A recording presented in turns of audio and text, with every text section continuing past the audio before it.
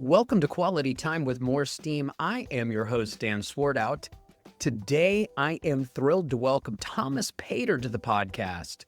Tom is the Vice President of Technology, Infrastructure, and Computing at Nationwide. And Tom is also the co-author of the Lean IT Field Guide, a roadmap for your transformation. Here is one review of the Lean IT Field Guide on Amazon. This book is excellent. Excellent is all caps. I have been leading transformations for 26 years, and this book is amazing. If you are a leader and may not have the knowledge or experience in transformation, you should read this. If you have tons of experience, you should read this. 5 stars. That review is not too shabby. With extensive experience in Lean and Agile methodologies, Tom has been at the forefront of driving operational excellence and continuous improvement in the technology space. I took a lot away from my conversation with Tom. I think you will too. And now, my conversation with Thomas Pater. Today, we are lucky enough to be joined by Thomas Pater. Tom is the Vice President of Technology, Infrastructure, and Computing at Nationwide right here in Columbus, Ohio. Tom, welcome to the show. Thank you. I'm super excited to be here. Thanks for the invite to talk. Well, we are thrilled to have you here today because this episode fits in so well with some of the episodes we've done recently because you got your Bachelor of Science, summa cum laude, from Ohio Dominican University. And then you got your master's in business and operational excellence at The Ohio State University, where you are involved in the Center for Operational Excellence, and you continue to be involved in that, correct? Yes, yeah. What a great mission that organization has. Lots of great member companies, and it's really completely focused on what do those member companies need to continue their lean journeys. It's got a really, really great mission. And one of the reasons this fits in so well is that a recent guest we had on the show was Peter Ward, who very much involved in all of that. Yeah, Peter has been, sometimes I think in the Columbus market, we don't realize what a wonderful group of people we have, Peter and many others, but Peter Ward's leadership at Ohio State and within other organizations, his work with the Lean Enterprise Institute, all kinds of great stuff that Peter has really done both for Columbus and for the lean movement overall. I said that when I was interviewing Peter that it felt like I was talking to the Mount Rushmore, somebody on the Mount Rushmore of lean and operational excellence. He has done and accomplished so much. You are right on about that, Tom, that we've got that resource right here in Central Ohio. Absolutely. Yeah, he's one of the other things that I do is sit on the board of directors for the Lean Enterprise Institute with Peter's the chairman of the board, and seeing him, I've always known him from his Ohio State days and lots of great work there, but then seeing his interaction with really luminaries across the industry, whether it be people like Jim Womack or others, he has had such an outsized influence on so many companies across the globe. It really was great to sit down and talk with him and have him on the show. It's great to have you on the show. What was your undergrad degree? And you got a Bachelor of Science at Ohio Dominican. What was your degree in? So, it's an interesting story. So started my undergrad at Ohio State, did 3 years there, actually went there and ran cross country and track. And this was in 99. I was a computer science major and started working for Nationwide. And this was computer science was fantastic back then. It was, you only had to have a pulse and be alive, and you'd get a 10% raise every 3 months. I thought I was gonna be making $1 million by the time I was 23 years old, and was doing lots of stuff for Y2K. And times were just different back then. There was no way to complete a degree while working, and ended up finishing my degree with a degree in business, and I had always kind of regretted not finishing my undergrad at Ohio State since that's where most of my time was. Went back to graduate school through the Master's in Business OpEx program. Of course, that's where I met Peter and company, and just really enjoyed my time at Ohio State. You mentioned Y2K, and this is a little off topic, but I'm curious. You were in the field at the time. What did you think was going to happen at midnight? It's a great question. I try to take myself back to what my 22-year-old self thought at the time. And we were working really hard. I mean, there was a lot of concern about what would happen with a number of the programs, but we were also pretty confident in how much work had happened. Nationwide in particular, we had a command center that was operating and had been operating for a while. It's hard to explain, especially to people that have come to the technology world in the years since. It was very different from a lot of the technologies that we have today.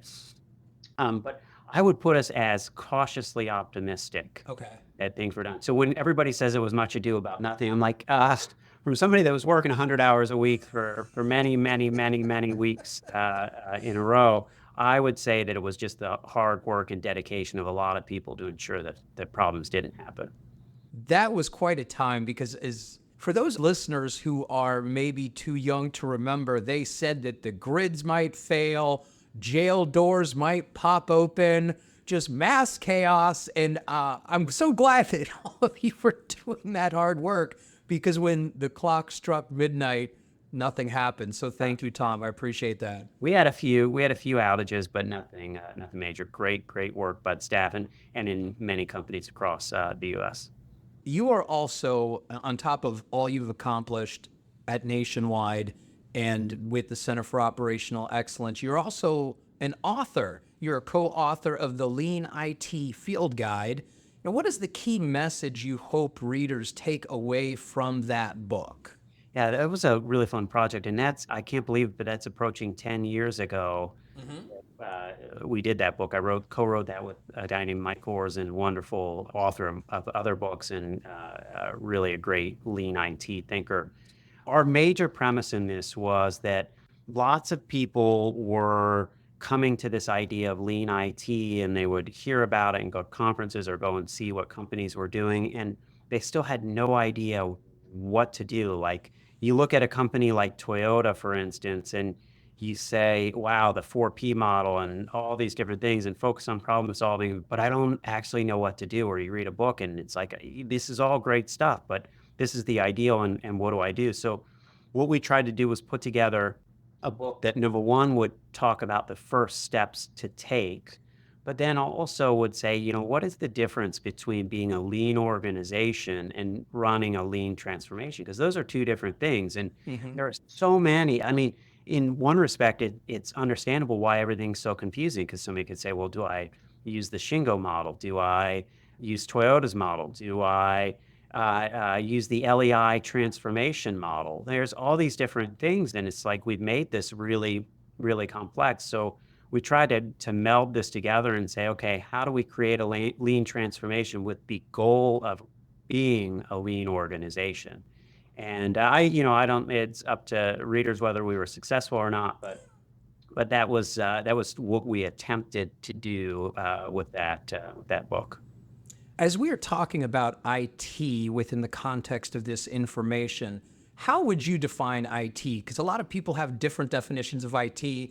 My computer's not working, a password's not working, I've got to call my IT guy. But we're talking about a more elaborate, perhaps specific field of IT within the context of this conversation, correct? Sure, yeah. And can be a lot of things to a lot of different people. In our case, a lot of what we're talking about is enterprise IT, meaning big company or at least mid-sized company, things from software development, things like the organization that I run for the company today, infrastructure, so compute and networking and database and mainframe and cloud and all these different types of things of how do we apply lean thinking to technology in an organization.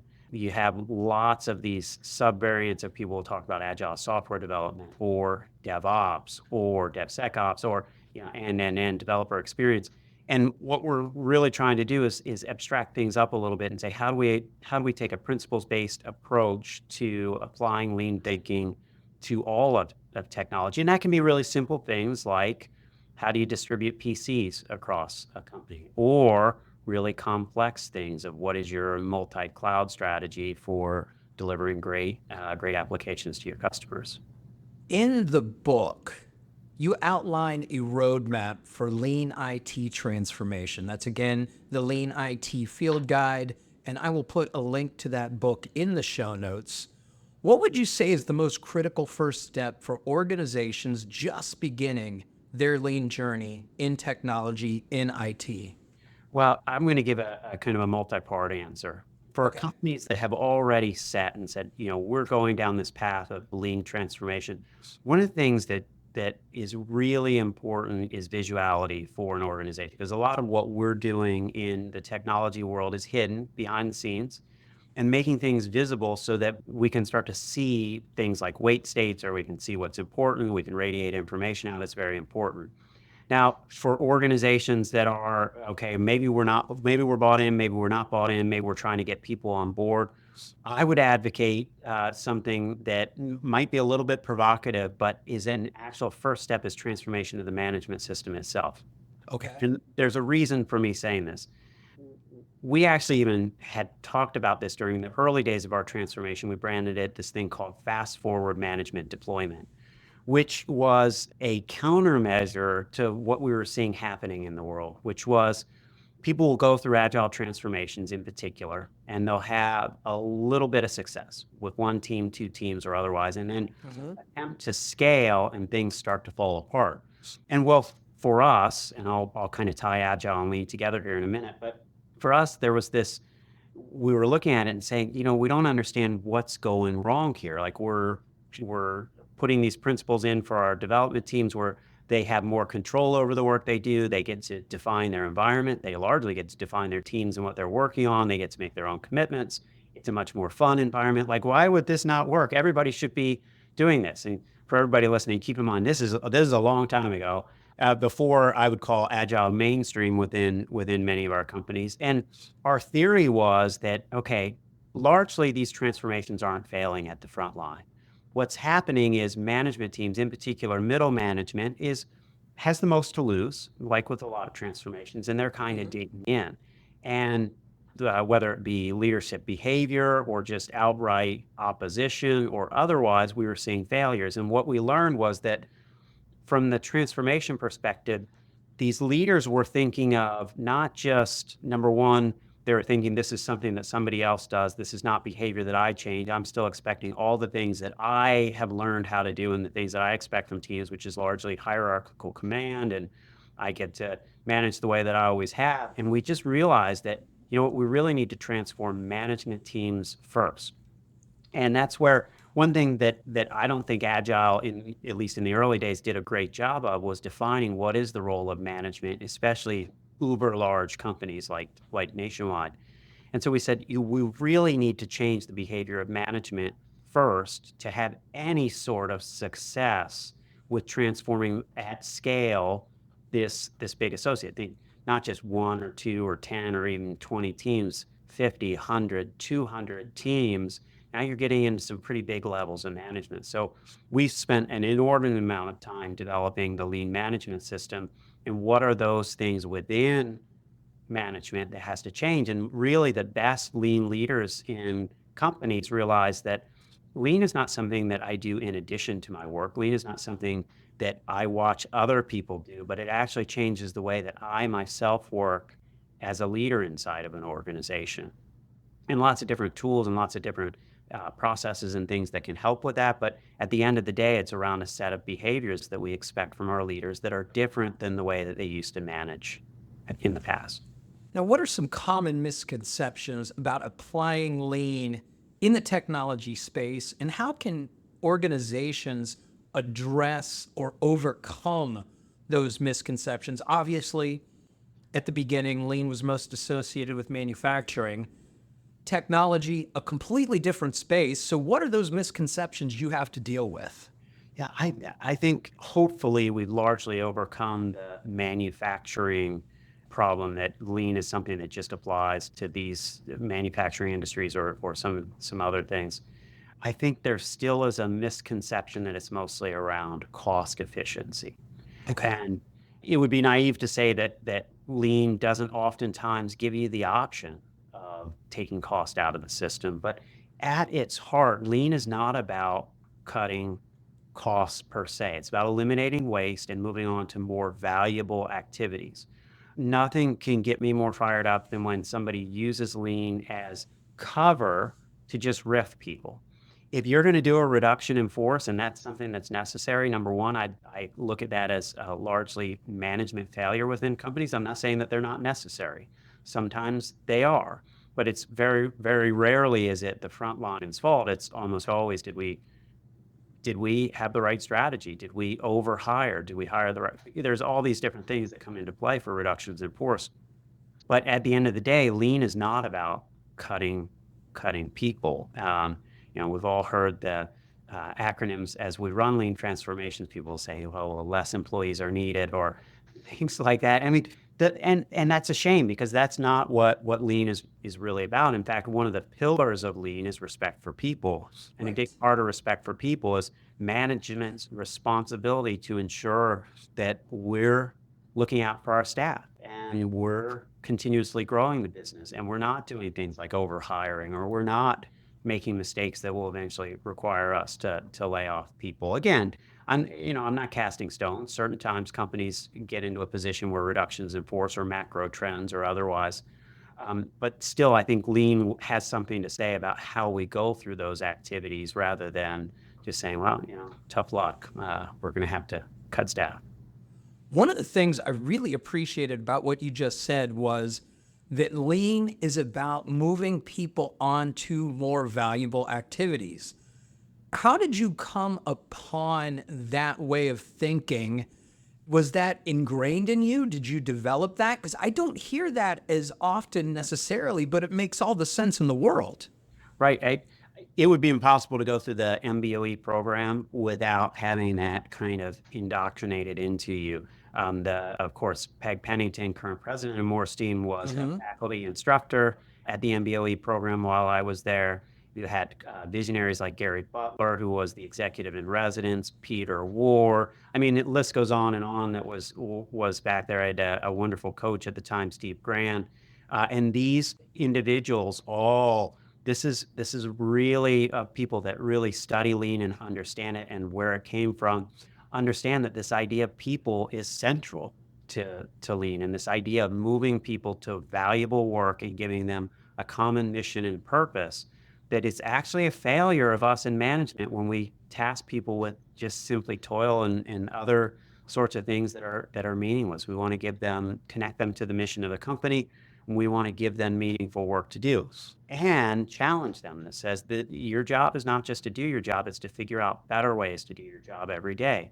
And as we're able to get rid of waste and lower value activities inside the organization, that's actually a chance for you to move on to more valuable things and provide greater value to the customers.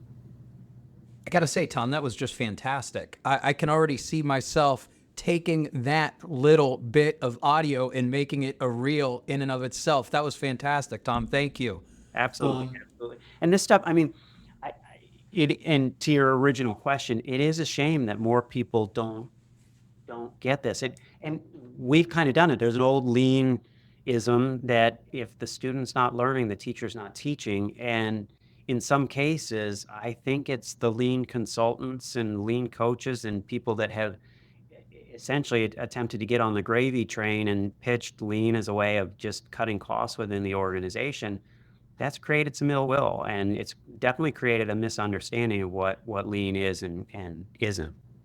Tom, earlier you mentioned, and again, this is fantastic, thank you. Earlier you mentioned Agile several times. For those unfamiliar with Agile, and we really haven't discussed Agile much on the show before, for those unfamiliar with Agile, could you give us a brief description of what it is and why it's widely adopted by technology teams? Yeah, the hard part of that question is a brief description of Agile. I'm going to do a terrible job of giving a brief description, and there are many people that are much more qualified than me to do that.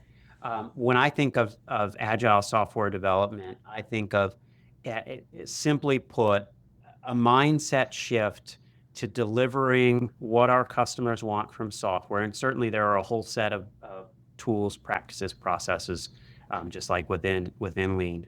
I do think of agile software development as kind of like the Lean production side. I think of Lean management and Lean production, and in software development, agile is Lean production. And in fact, the Agile Manifesto, I'm sure many of the listeners are familiar with that. Many of those principles are taken directly from Lean thinking, from years and years of just knowledge base.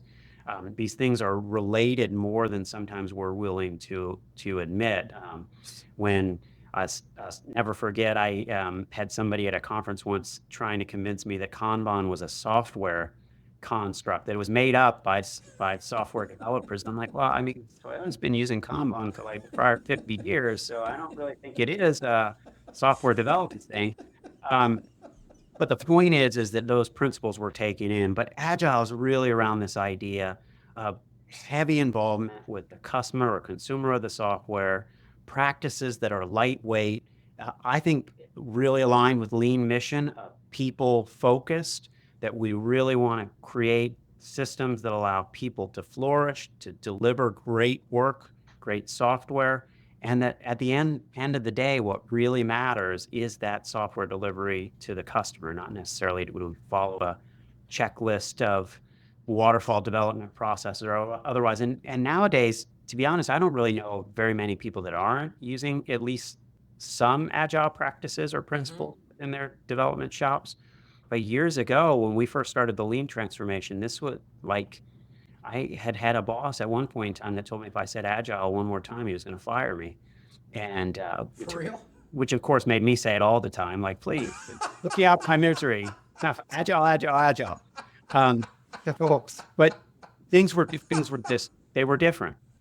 Nowadays, it's a widely understood, or probably widely understood, oftentimes misimplemented mindset or set of practices, but really, I think the only way that you can deliver great software in a fast way, and then we can get into more complicated topics like DevOps and all kinds of stuff, continuous integration pipelines. I mean, there's lots of complex topics out there for software development nowadays. Nationwide, obviously, one of the biggest and most well-known companies in the United States. What were some of those, with an organization so big, an organization so well-known, what were some of those early days like during the Lean journey and the Lean transformation for you and Nationwide? Number one, I think we had a number of visionary leaders, a number of which are still here today. And we had people that had a lot of tenacity to just dig in and get things done, because we didn't even know what we didn't know at the time. And we were willing to experiment. We had a lot of great partnerships at the time. I'd be remiss if I didn't call out a company called Lightspeed, in particular, a few individuals, Sanjeev Augustine and Bob Payne, that were with us during those early years, but also a number of other organizations like Ohio State and David Mann and others. So number one, we were willing to listen to people that knew more than we did. Number two, we had a set of leaders that were willing to give us a chance to try different things. Now, it was kind of interesting because we, in the very early days, I say they trusted us, but they farmed us out to another building. It's like, okay, you guys, you're over in this building in a suburb of Columbus, Dublin, Ohio. I still will never forget, we had, this rented furniture. It wasn't even like, it's like, okay, we'll give you a little bit of rope, but not a lot of rope. But the organization, Nationwide's a company, number one, that is always pushing the boundary of what's right for our customers. We're in the business of protecting what matters most across all of our product lines. So we're always willing, including the leadership of today, how do we continue to evolve our processes to provide the best value we can for our customers and policyholders? This is really a fascinating discussion because, again, like I said, one of the most well-known organizations, for companies that are as large as Nationwide or similar in size, if you were to talk to their technology teams about starting a Lean journey, how would that conversation go? How would you start that conversation? Interestingly, 30 minutes before this session today, I was talking with somebody that wanted to talk about an organization that is just starting their lean journey, a major financial company. And one of the topics that really came up, because this person was having some challenges of convincing their executive team that this stuff applies to them just as much as it applies to the front line. And one of the easiest ways, I think, for organizations to get started is to actually go and see other companies that have walked this path before. At this point in time, there's really no reason for somebody to have to completely reinvent everything. Now, every lean transformation is different within companies. Cultures are different, behaviors are different. So there's no one size fits all for anybody. But that doesn't mean that there aren't a lot of wonderful examples to go and see and say, okay, let's talk to a lot of different people that have walked this path before, and then start to figure out how does that apply within our organization. Certainly, I'd be remiss if I didn't say make sure that you understand purpose and mission within the organization. If somebody is running a lean transformation to check off a box because somebody said, oh, I heard we should do this, probably a recipe for disaster. But if you really understand why it is that this transformation is necessary, then go and talk to people and executives and other companies that have walked down this path before and figure out how to apply that within. And certainly don't be afraid to ask for help. I think that there are pretty well-worn paths in which we can deploy these types of transformations, get the right people involved, and then just have some tenacity and get it started inside your own organization. I am a big fan of the idea of model line, meaning transformations seem to fail at it's exponential, the failure based upon the size of the transformation that you're trying to do. So if you're a 50,000 person company, you say, everybody's gonna be lean starting in 3 months, you're probably doomed to failure. But Right. if you say, look, we're gonna take a couple, not gimmies, some tough challenges, but not impossible challenges. And we're really going to put together this idea that we're going to really work on this in these particular groups. And then we're going to expand that model line out. You've got a better shot at it. The Center for Operational Excellence has all sorts of sectors that are involved. Through your technological lean transformation, did you learn anything from other sectors? Did you get some valuable insights from, say, manufacturing or healthcare or any other sector that helped your own lean journey, your own lean transformation? Absolutely. I actually think it's more valuable to go and see in industries that are either adjacent or different from your own. We did a lot of work with Palo Alto Medical Foundation near Stanford to really kind of take a look at these principles in a different type of environment. Healthcare in particular and technology, we've hosted a lot of healthcare organizations and we've gone and seen a lot of healthcare organizations. There tends to be great learning that can happen between those two. I could guess, but I can't exactly put my finger on why that is, or I can't articulate very well why that is, but they tend to be able to learn a lot from each other. And I really think this idea of whether you're going to see if you're in technology and you're going to a lean hospital, you're going to a manufacturing plant, we went to a repair facility for oil pipeline parts. There were a lot of different ways to learn about how lean's applied.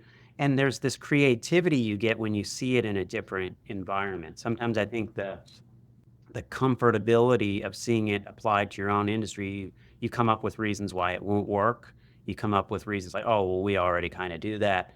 But when you see it applied somewhere else, you tend to, there's this magical thing that happens that says, okay, yeah, I can see how visual management for nursing rounds, for instance, could be applied in a software development environment or an infrastructure environment, where I can see how the criticality of a patient walking into or being wheeled into an emergency department with a gunshot wound and the processes that have to happen when there's that sort of a trauma could apply to a technology system, software, application, whatever, hardware that's having particular problems. Like what's going on in that particular environment that we could apply into the technology world. We talked a little bit earlier about Agile. Obviously, we've talked about Lean. One of the things we've noticed here at MoreSteam is that sometimes there's resistance from Agile adopters to embrace a Lean management system. Have you noticed this? And if so, how have you seen successful organizations overcome this type of resistance? Yeah, definitely see it a lot, including internally within Nationwide. But a couple things can help that we've done in the past. Number one, making sure that the Lean management system is truly focused at Lean and infusing Agile principles to it. A lot of these things are the same. When I talked about this concept of fast forward management deployment, some of the things, visible things that you see in a system like that are, for instance, a common practice that's used with Agile teams, a stand-up meeting, but with management. So for instance, in my organization, I host a stand-up meeting with my directs, with my AVPs inside the organization, and they're holding a stand-up meeting with their direct reports, and on and on. So we run a 4-tier system that replicates huddles or stand-ups, that replicates visual management at each layer, that replicates what I would call accountability board, similar to a visuality at the front line. And then it takes it even further. So we use things like visual operations, or use things like making overall delivery in the organization visible. And one thing that can help is making that such that the employees can see it. So, hey, this Lean management system isn't anything that's all that different than what we're applying at the front line. So when done in situations like that with the right intent, we're not putting in Lean systems in order to control you more, to put more, to violate any of the principles that we put in place for the Agile teams. They tend to go well. Where maybe it doesn't go so well is, number one, when we don't understand, when we haven't explained what Lean is and isn't. Number two, when a company has a history of using Lean to simply terminate people, production force. That's where kind of that fear and anxiousness comes from, or anxiety comes from, because people think that something's going to be done. We built this wonderful Agile system, and oftentimes they are wonderful systems. And like, why are we talking about Lean now? And right or wrong, in a lot of that pure play Agile implementations, we see that management's left out of it. And then something bad will happen in the organization, and management reverts to the way they know how to do things, which is command and control. And I'm going to come in and I'm going to tell the Agile team what to do. So if we do this transformation right, number one, I actually prefer to transform the management team first, and then this issue doesn't exist at all. But if you're backing into Lean management in particular from pure play Agile implementation, you just have to do it with the right intent. And sometimes you just have to show them. You can talk until you're blue in the face that this isn't something that we're doing to do to you, but we're doing a transformation with you. You have to sometimes demonstrate those behaviors. Tom, this is a question that I know Peg was very interested in. We mentioned Peg Pennington a little earlier in the show. Peg was very interested in this. Some view Lean, Agile, and DevOps, which you mentioned a little bit ago, as competing methodologies. Do you agree with this perspective, or do you see them as complementary? I know we've already talked a little bit about that with Lean and Agile in the answer to the last question. How does DevOps fit into that? I don't think they are competing at all. In fact, I think a lot of the practices that we put in play for any one of those are identical. If you think of a couple really easy examples, when we think of Lean, we're talking about visual management. Visuality is certainly a big component. Guess what? That's the same in DevOps and Agile. And it kind of goes on and on of this idea that a lot of the base knowledge in what we're trying to do, whether it be short cycle times, whether it be customer involvement, whether it be valuing people in the organization, those things are the same whether we're talking about Lean, Agile, or DevOps. Now, each of those, especially as we get into engineering practices, might have some nuances of, okay, so with DevOps, for instance, how are we talking about code deploys? Very rarely when we're talking about Lean in general are we talking about things like code deploys, but I can guarantee the principles, if you actually think about some of the things, even in Lean manufacturing, like SMED, single minute exchange of die, like you can make a leap to say that that is very similar to what we're talking about and what we're trying to do in lots of DevOps implementations. So, yeah, as for anybody not familiar with that word, single minute exchange of dies, very fast turnovers for lines. You're not doing these big line turnovers in a manufacturing facility. You can do different types of mixed model manufacturing, very similar to what we're trying to do with software development in these other transformations. So I don't think of them as competing at all. In fact, I think of them as complementary. And here's something that's kind of provocative. For many of us, for many people, in whether you're coming from it from Agile, whether you're coming from it from DevOps, or whether you're coming from Lean, we in some cases have become what we were originally fighting against. We get so ingrained in the dogma of those things, like I'm Agile, I'm Lean, I'm DevOps, that you become what we originally were trying to get away from, especially in the early days of Agile with waterfall development, rigid implementation, and there is really only one way. We want to use different things, and we want to always be continuously improving. And Agilists can learn from Lean, and Lean people can learn from Agile. And we can expand it. There are things in Six Sigma that can be applied to all these spaces, and there are a DevXP movement that we can apply to different places. Security, and especially the scary world that cybersecurity has become over time. My own organization is a part of. I report to the CISO for the company, for instance, and there are so many things we can learn from these brilliant people that have come up in the cybersecurity world. So I think we have to stop thinking about it as competing interests and start to think about it as complementary disciplines within the technology organization.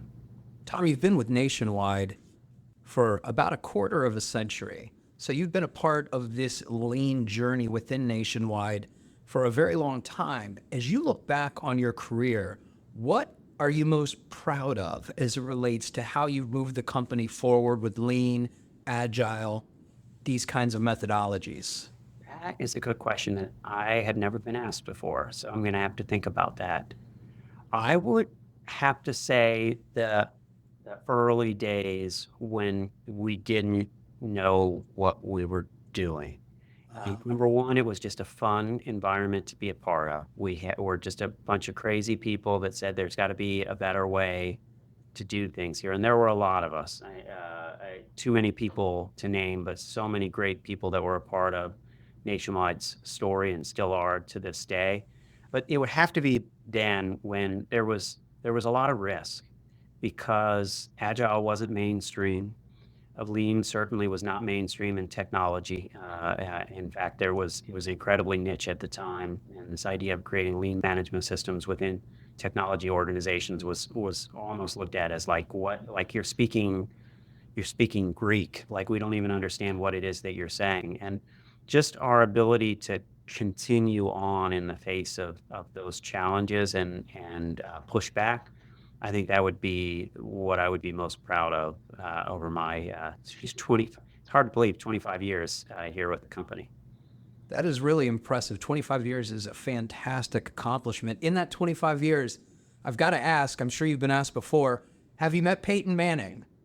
I had not met Peyton Manning. That is a very big disappointment. I don't know why Peyton wouldn't stop by my office and just say, "Hey, how are you doing?" No, I haven't. But what a wonderful spokesperson for the company. His commercials are great. It was like he was born to be an actor. He really is. He's quite the actor. And then he had a slight detour with football along the way till he found his true calling. Right. Tom.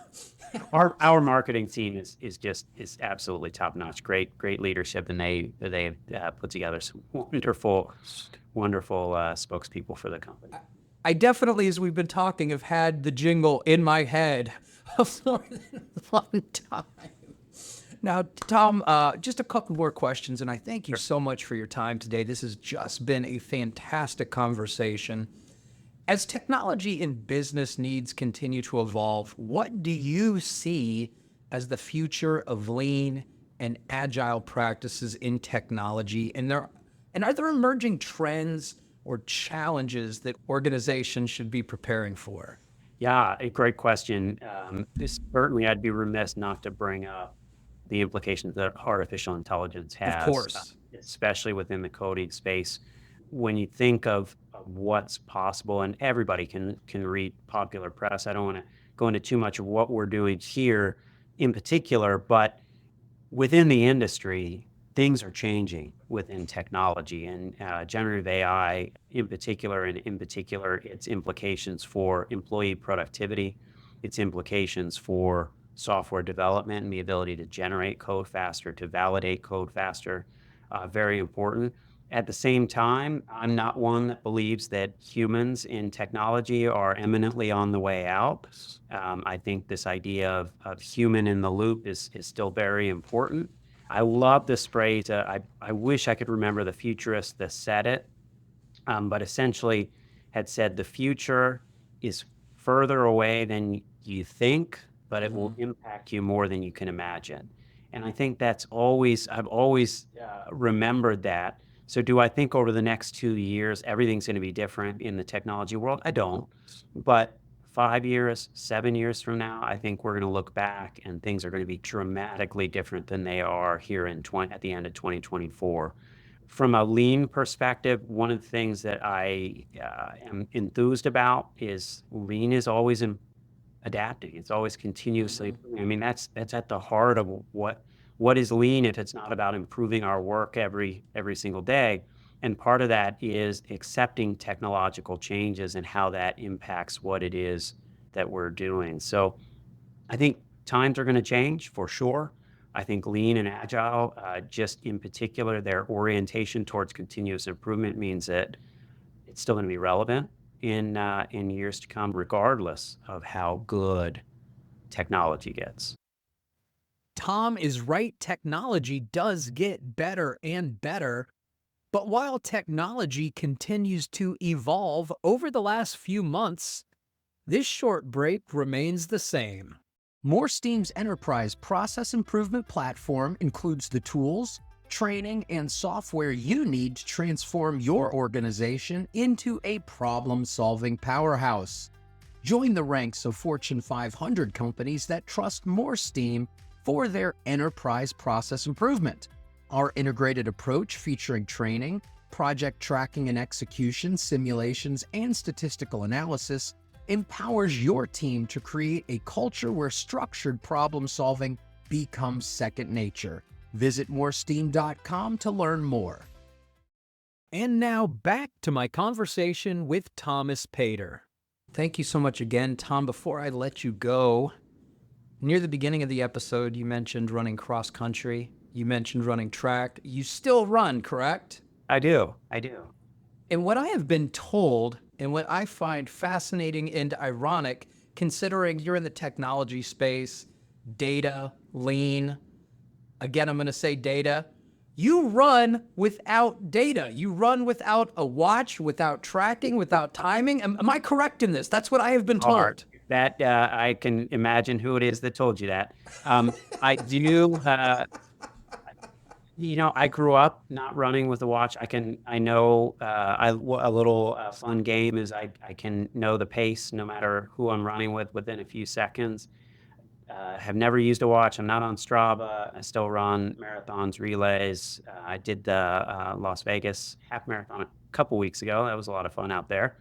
And I just never have. Now, occasionally, if I'm doing a new route or I don't exactly know where I'm going, I'll bring a watch with me just so I know, so I can figure out a little bit of where I'm at. But otherwise, no. You know what? Running is for yourself. Like this idea that everybody has to know what we're doing all the time, I find a little strange. Like somebody who's got perfect pitch, when did you find out that you had perfect pace? I don't know, probably shortly after college when I started doing road races. And I knew my time before I looked at the race clock. You're almost like the run whisperer. Yeah. So now I got to give Peg a hard time because I'm sure she's the one that told we do a lot of races together, and she does give me a hard time that I don't use any technology for running. And here's my pitch on this to all you runners out there is to once in a while take off your watch, Don't worry about your time. Don't worry about your pace, and just run for the enjoyment of it. And don't even tell anybody you did it. It's just, sometimes I think the technology that's supposed to make us less anxious is making us a little bit more anxious.